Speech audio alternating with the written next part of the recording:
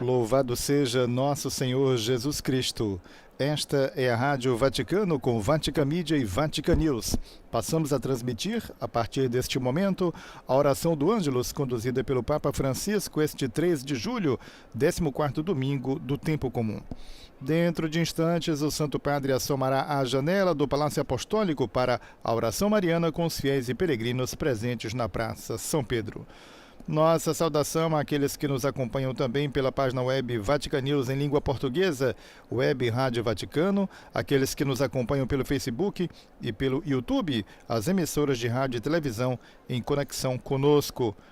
Dos estúdios da Rádio Vaticano, Raimundo Lima, desejando a você um bom domingo. Aqueles que nos acompanham tendo as imagens podem ver a Praça São Pedro, imagens produzidas pelo Centro Televisivo Vaticano, mostrando a colunata de Bernini, esse abraço da Igreja ao mundo inteiro. O Santo Padre presidiu esta manhã a Santa Missa, celebrou uma missa com a comunidade congolesa residente em Roma, missa essa que foi compartilhada com as paróquias da República Democrática do Congo, país que o Papa iria visitar nestes dias e teve que adiar sua viagem por motivos de saúde. O Santo Padre deveria estar este domingo em Kinshasa, na capital da República Democrática do Congo. E o Santo Padre então quis, na impossibilidade de fazer neste momento esta viagem, o Santo Padre quis então celebrar esta Santa Missa com a comunidade congolesa residente em Roma.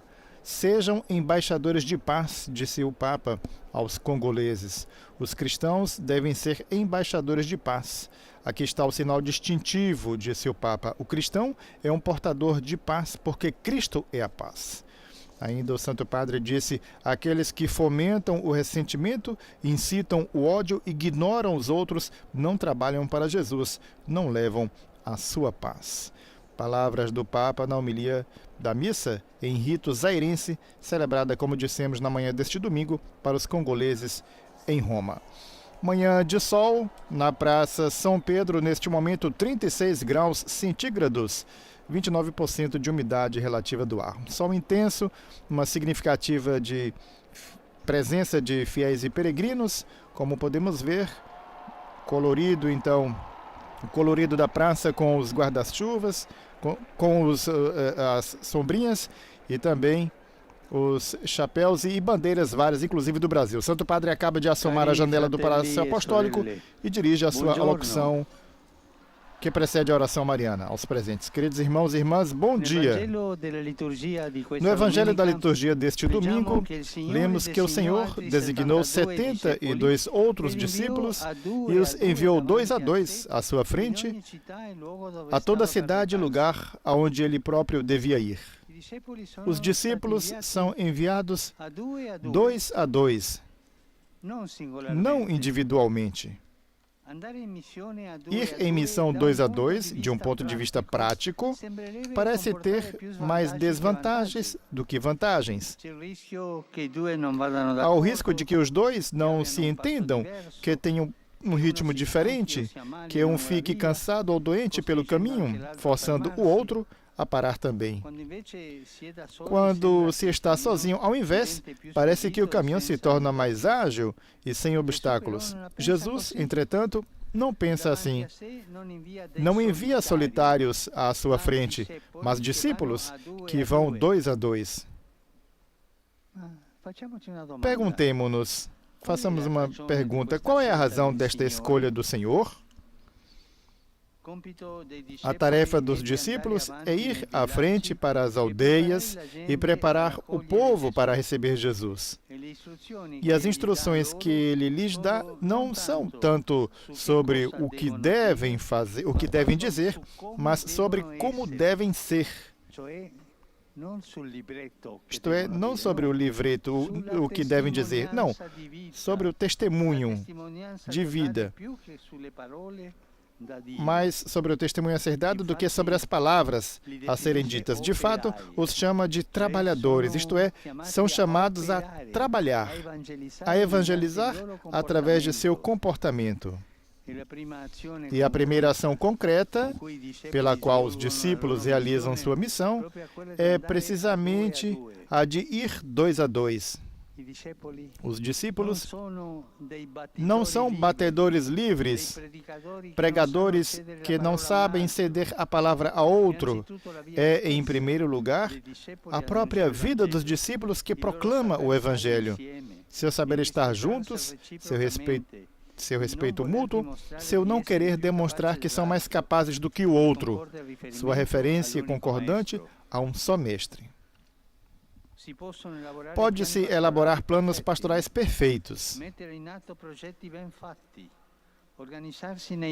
implementar projetos bem elaborados, organizar-se até os mínimos detalhes.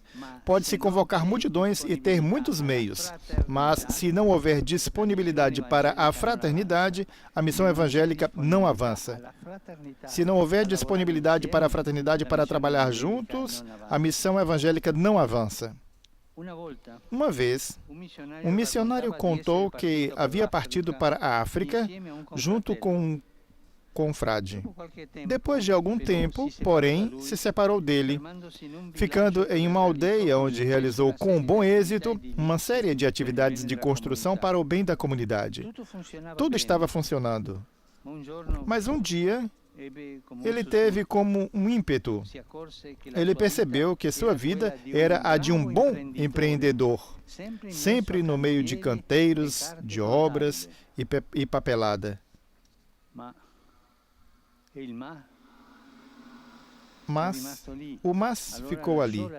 Então ele deixou a administração para outros, para leigos, e se juntou a seu confrade. Ele entendeu assim porque o Senhor enviou os discípulos 2 a 2. A missão evangelizadora não se baseia no ativismo pessoal, ou seja, no fazer, mas no testemunho do amor fraterno, mesmo através das dificuldades que a convivência implica. Então podemos nos perguntar, como levamos a boa nova do Evangelho aos outros? Fazemo-lo com espírito e estilo fraterno, ou à maneira do mundo, com protagonismo, competitividade e eficiência?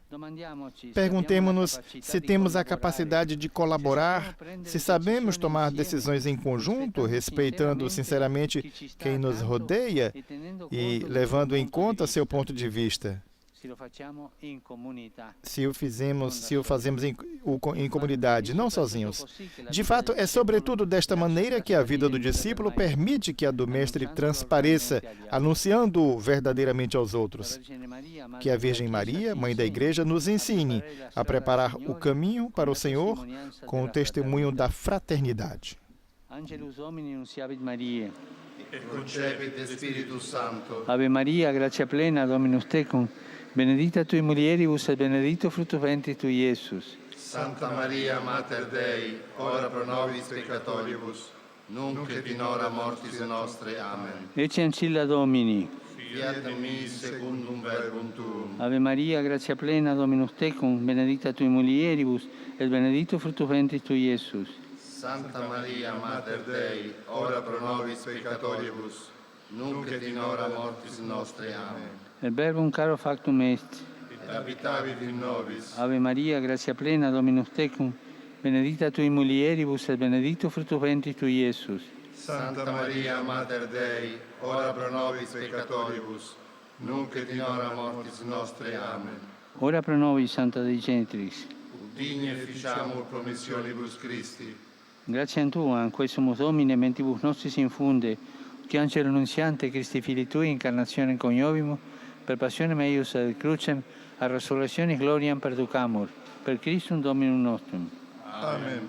Gloria Patri et Filio et Spiritui Sancto. Sicut erat in principio et nunc et semper, et in saecula saeculorum. Amen. Gloria Patri et Filio et Spiritui Sancto. Sicut erat in principio et nunc et semper, et in saecula saeculorum. Amen. Gloria Patri et Filio et Spiritui Sancto. Sicut erat in principio et nunc et semper, et in saecula saeculorum. Amen. Pro fidelibus defuntis, requiem aeternam dona eis Domine. Et lux perpetua luceat eis. Requiescant in pace. Amen. Sit nomen Domini benedictum. Ex hoc nunc et usque in saeculum. Aiutorium nostrum in nomine Domini. Qui feci cielo et terra. benedicat vos, omnipotens Deus, Pater, et Filius, et Spiritus Sanctus. Amém. Ouçamos agora as saudações do Santo Padre após a oração mariana. Cari fratelli e Queridos sorelle, irmãos e irmãs, ieri ontem, a San Ramón de la em São Nueva Ramón Lã, de la Nova Lã e na Argentina, Argentina, foram beatificados Pedro Ortiz de Zárate, sacerdote diocesano, e João Antônio Solinas, da Companhia de Jesus. Estes dois missionários que dedicaram a sua vida à transmissão da fé na defesa das populações indígenas foram mortos, assassinados em 1683, porque levavam a mensagem de paz do Evangelho. O exemplo destes mártires nos ajude a testemunhar a Boa Nova sem pactos, em favor do serviço aos mais fracos. Um aplauso aos novos beatos.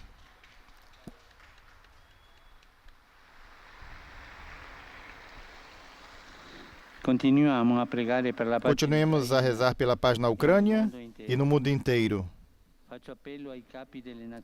Apelo aos chefes das nações, das organizações internacionais, para que reajam à tendência a acentuar o conflito e a contraposição. O mundo precisa de paz. Não uma paz baseada no equilíbrio das armas, no medo recíproco. Não, isto não está bem. Isto significa voltar atrás na história 70 anos. A crise ucraniana deveria...